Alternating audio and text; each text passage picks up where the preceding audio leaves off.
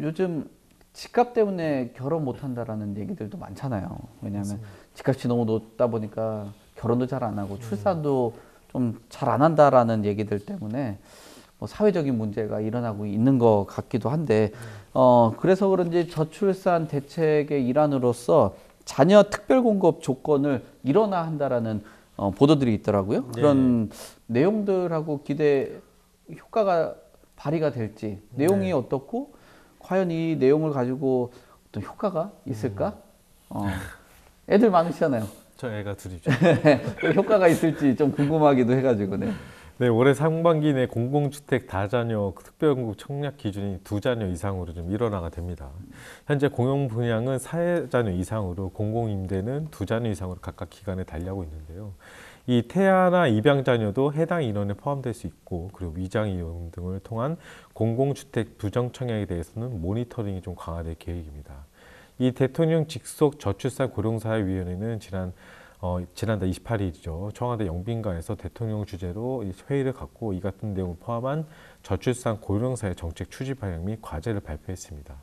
우선 2027년까지 신혼부부에게 공공분양, 그러니까 뉴홈이죠. 그러니까 15만 5천 가구, 그리고 공공임대 10만 가구, 민간분양 17만 5천 가구 등 총 43만 가구를 공급하기로 했는데요. 또 뉴홈 모기지 지원 등 그 모기 지원과 그리고 기금 대출 확대 등을 통해서 내 집 마련 부담을 완화해 주겠다는 게 정부의 방책입니다.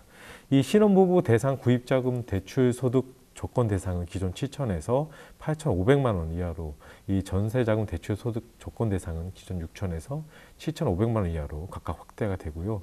이 적용 금리는 소득 수준 등을 감안해 소득 구간별 차등 적용이 됩니다. 이 다만 소득 여건 확대는 기금 지출 2조 원을 한도로 한시 운영 후 내년 기금 대출 소액 정책 대출 상품과 연관 관계 등 고려해서 재구좌 추진하기로 했습니다. 이 혼인 여부 무관하게 아이가 있는 가구에는 공공주택 입주 조건 완화 등 주거전이 강화되면서 이에 따라 출산자는 한 명당 10포인트씩 최대 20%까지 소득 자산 요건이 좀 완화가 됩니다.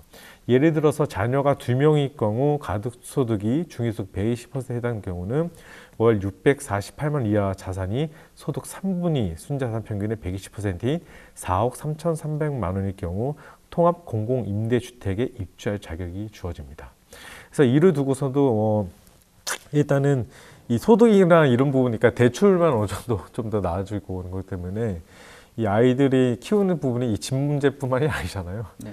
실질적으로 아이들 키우는 게 그다음 비용이 상당히 많이 발생하기 때문에 뭐 정부가 어느 정도 이 출산을 장려하기 위해서 이런 것들을 한다고 하지만 원인은 그게 또 다른 문제가 있기 때문에 이거는 이렇게 이 출산에 어느 정도 효과가 좋을지에 대해서는 어느 정도 조금 비관적인 얘기가 상당히 많고요. 그래서 또 앞으로도 이 저출산이 상당히 문제이기 때문에 우리나라가, 그래서 앞으로 뭐 이민을 받는다 된다면 이런 얘기도 나오고 그렇기 때문에, 또 군에서는 이런 얘기도 나와요. 이제는 파란 눈, 하얀 머리, 그러니까 백색 머리를 가진 청년이 이제 우리나라 지킬 거다 앞으로, 이런 얘기가 나오기 때문에 이 저출산 문제가 상당히 심각하기 때문에, 물론 주택 문제부터 해결하고 뭐 다른 문제 해결되겠지만 많은 부분이 좀 더 해결이 돼야지만 이 저출산 문제는 해결될 것으로 보입니다. 네.